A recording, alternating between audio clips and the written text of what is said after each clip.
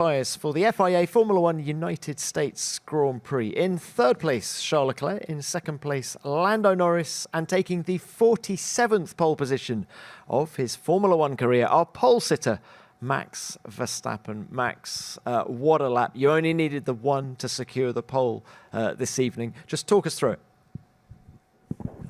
Yeah, it was, I think, a good qualifying. I think the conditions weren't easy with just stronger winds today compared to yesterday.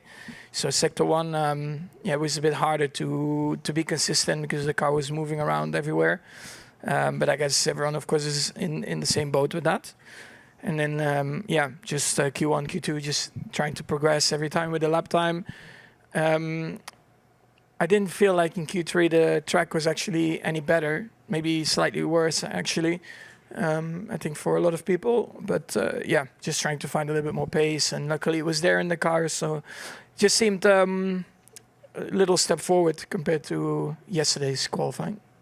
And how did Hadjar's accident in Q1 affect the track conditions? Did that delay change the track in any way when you next went back out? I think it just made you aware that it was quite tricky around there, yeah. Which was the case throughout the whole of qualifying. The car was quite loose in that area, so I can understand what happened there. And yeah, you just had to deal with that for the rest of qualifying. Let's throw it forward. You weren't overly happy with the car in the sprint this morning. Have you made any changes between then and now? And just give us your thoughts on the race for tomorrow. Yeah, I hope it's better for tomorrow. It's difficult to say right now what will happen, of course, also tomorrow, but at least I felt a bit happier with the car compared to yesterday's qualifying, and I hope that's enough then for the race tomorrow. All right. Very well done. Thank you, Max. Lando, well done to you too. Another front row start for you here. How was quali? How difficult was it to extract that lap time from this car? Too difficult. Yeah, it's. I mean, comparing to yesterday, like yesterday I was pretty happy with everything, and things came a bit easier. Today not so much, and I think that was clear already in Q1, Q2, and Q3. So yeah, I guess some stuff for us to look into why we probably struggled a bit more comparing to yesterday, like Max said, and we know that the wind and temperature and stuff was a little bit different. So yeah, some things for us to figure out. So not my best lap. I said that on the radio after. So yeah, just not a great session. So to be P2, I'm still pretty happy with. Okay, and no repercussions from the accident earlier? The car was fine in that respect? Yeah, no, the boys and girls did a good job to get everything back and prepared. Obviously never the best preparation for everyone to be rushing to put the car back together, but no, it was all fine. Lando, let's throw it forward. No mileage in the sprint earlier. How much of an unknown is the race tomorrow as a result? How much of an advantage do these guys here have over you because they completed the sprint? I think quite a bit, honestly, because we've not done... I don't think I've done more than 3 laps in a row, and not more than like 40 kilos of fuel. So I have no idea. We don't know if it's going to be amazing, terrible. Certainly around here, because it's so difficult with the bumps and the bottoming and the winds. It's unpredictable. So we were hoping to learn a lot this morning in the sprint in terms of how the car setup was going to be from like quali to race and how it changes and the things that are good and bad, and then hopefully make tweaks for this quali for the race tomorrow. But obviously that didn't go to plan. So yeah, we're certainly on the back foot. But I guess we will try not to use it as an excuse tomorrow. All right, good luck with that. Thank you. And Charles, well done to you. A much better quali today than yesterday. What's changed?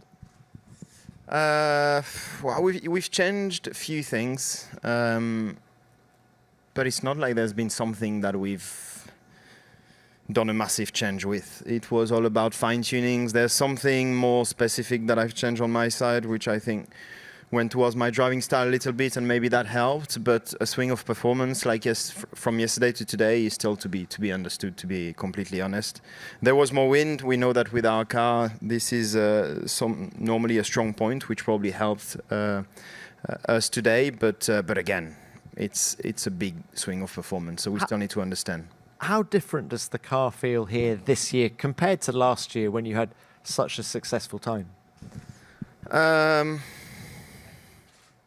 not that different. It's just that the overall performance is very poor. So actually, it's pretty similar to last year in terms of qualifying pace to race pace. We seem to be pretty strong in race pace, but in qualifying pace, we don't quite find the grip that the others have. Especially in the first sector, we tend to struggle a lot with the grip there, and that cost a lot of lap time for the rest of the lap. So pretty similar, just slower. Looking to tomorrow then. You say you have good race pace. Can you hang on to these two? Even beat them maybe? I don't know.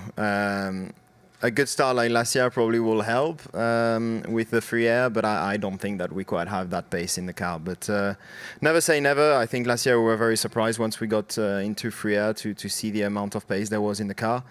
I hope we can have the same surprise tomorrow, but for now it seems unlikely. Very well done to you as well. Let's open this to the floor. Name and publication, please. Andrew Benson, BBC Sport. Lando, for you.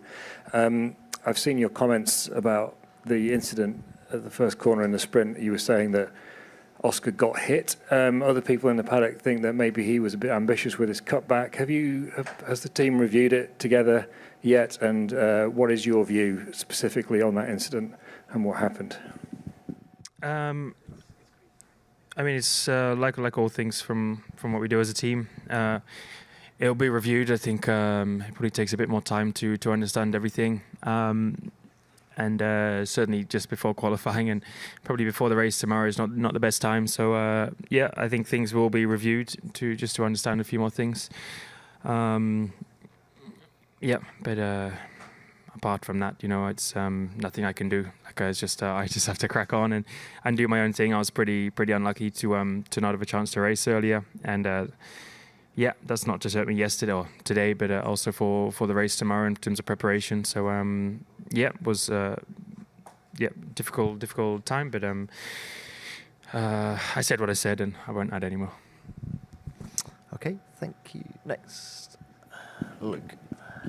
Luke Smith from The Athletic, another one for Lando. In terms of the picture of this title race, and particularly with Oscar a few places back, and the momentum that's swinging back and forth at the moment, how crucial is tomorrow's race? And from P2 on the grid, like that lap at the end was, you said, didn't feel the best, but it's put you in a good spot at least.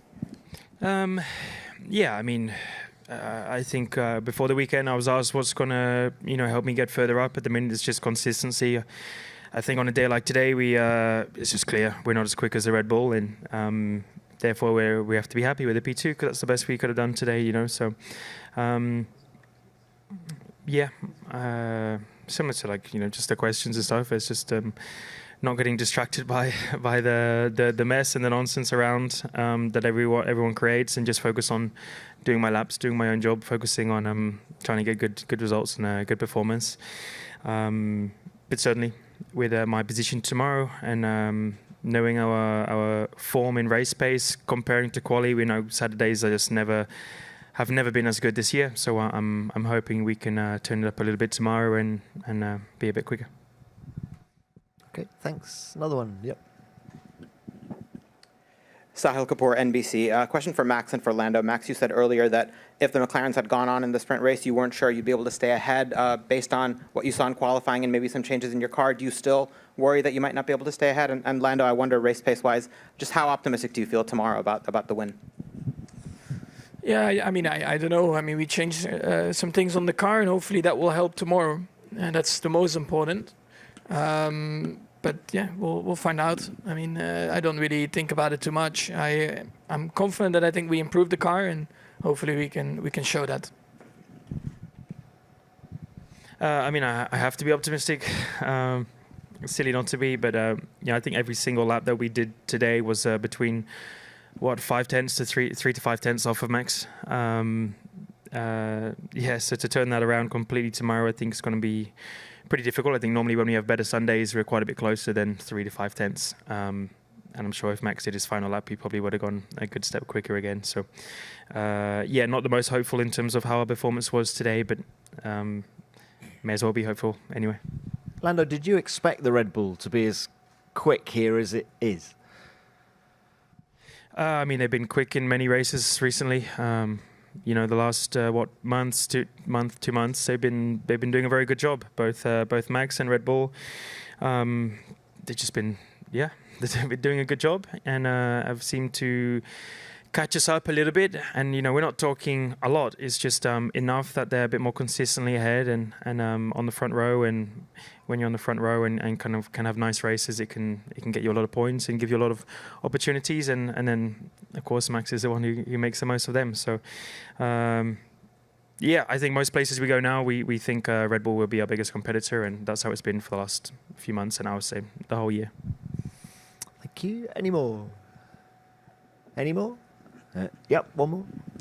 Nigel Drew, Sky Sports. So a question for Lando. Lando, on a corner on a track like this with turn one and how tight it is it just naturally, instinctively a little bit harder to be racing your teammate compared to someone else? I mean, obviously you don't want to clash with anyone, but if it's your teammate, is that the kind of natural instinct to be a bit more cautious perhaps? Is it a bit more challenging?